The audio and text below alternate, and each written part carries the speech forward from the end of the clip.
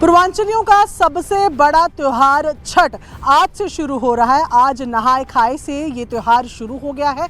मैं ITO छठ घाट पर इस वक्त मौजूद हूँ। आप तस्वीरें देखेंगे कि लोग जो हैं वो घरों से यहाँ आए हुए हैं। कई महिलाएं यहाँ पर हमारे साथ हैं, उनसे समझेंगे। पहले तो ये बताइए, नहाए खाए के दिन होता क्या है? नहाए खाए दिन यही होता है, कदवा भात बनता है, बाहर की चीज़ें नहीं खाना है। आज घर में अपना बढ़िया से चूल्हा उल्हा निकाल के, सूची चूल्हा बर्तन सब निकलते हैं, व्रत का सामान निकलते हैं, तब वो चीज़ बनाते हैं। घिया चना की दाल की सब्जी बनती है, कच्चा चावल बनते हैं, वो हम लोग करते खाते हैं। दीनानाथ को कहते हैं, सुकार करते हैं, हम लोग अपना प्रसाद सुकार करते हैं। तो एक चीज़ ये बताइए कि इस बार जब आप यहाँ यमुना के छठ घाटों पे आ रहे हैं, पिछले सालों की तुलना में कुछ अलग लग रहा है, कुछ चेंजेस लग रहे हैं? बहुत अलग है इस बार, बहुत साफ सफाई भी है, बहुत अलग है। सरकार इतने साधन दे रखा है, रेखा जी ने इतने साधन दे रखा है सरकार यहाँ के। कोई गीत अगर आप कोई सुना दें आप लोग, तो हम लोग सुने।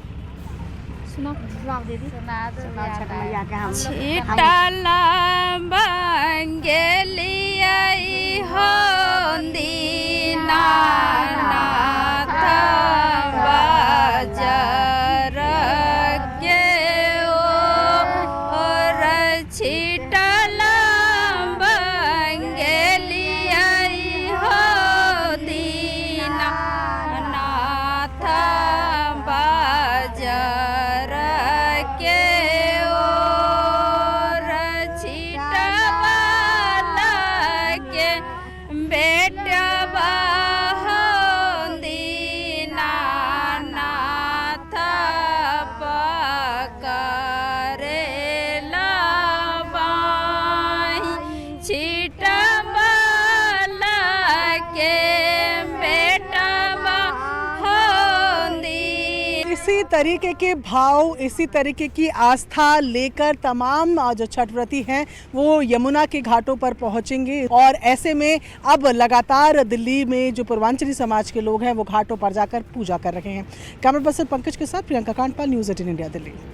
और दिल्ली में रेखा गुप्ता सरकार इस छठ महापर्व को लेकर पूरी तरह से एक्शन मोड में है, एक्टिव नजर आ रहे हैं। सरकार में मंत्री कपिल मिश्रा लगातार घाटों का दौरा कर रहे हैं। इन सब के बीच न्यूज़ 18 इंडिया से बातचीत में कपिल मिश्रा ने बड़ा दावा कर दिया है कि इस बार छठ महापर्व में यमुना नदी साफ सुथरी और जहरीले झाग से मुक्त होगी।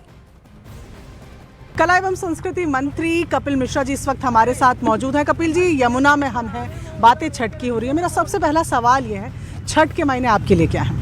देखिए, छठ तो आस्था का विषय तो है ही, लाखों करोड़ों लोगों के लिए आस्था का विषय है, लेकिन मेरे लिए और मेरे जैसे और भी हजारों लोगों के लिए चमत्कार का विषय है। छठी मैया से जो मांगो और वो पूरा होता है। हम लोगों ने देखा है होते हुए, जीवन के बहुत छोटे छोटे अनुभव हैं, बहुत सारे लोगों के, मेरे भी हैं, कि चमत्कार होते हैं जीवन में।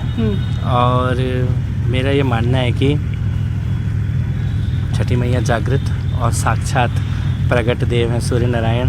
उन दोनों की आगे जो भी झुकता है, अपने को समर्पित करता है और जिस भी भाव से मांगा जाता है वो भाव हमेशा पूरा होता है। आपकी कोई मेमोरीज है छठ की? क्योंकि बहुत कठिन, मेरे को हम लोग अगर ये कहें कि सबसे कठिन व्रतों में से होता है, 3 दिन तक का उपवास है। आपने परिवार में देखा है किस तरीके से परिवार का माहौल रहता है छठ के दौरान? हाँ, देखिए, परिवार कठिन तो है ही, बिल्कुल कठिन है, सरल नहीं है।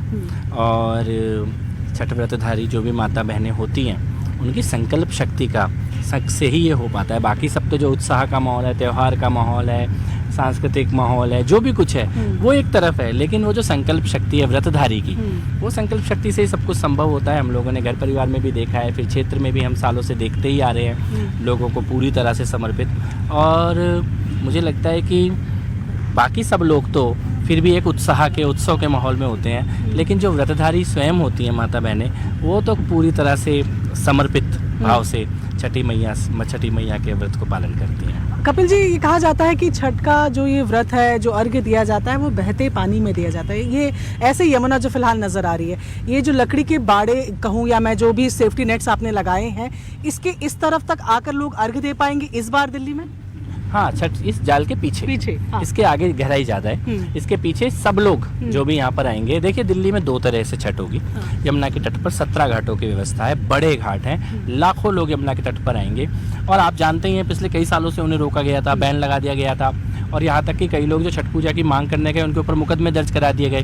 अभी मुख्यमंत्री जी ने वो सारे मुकदमे वापस लिए हैं।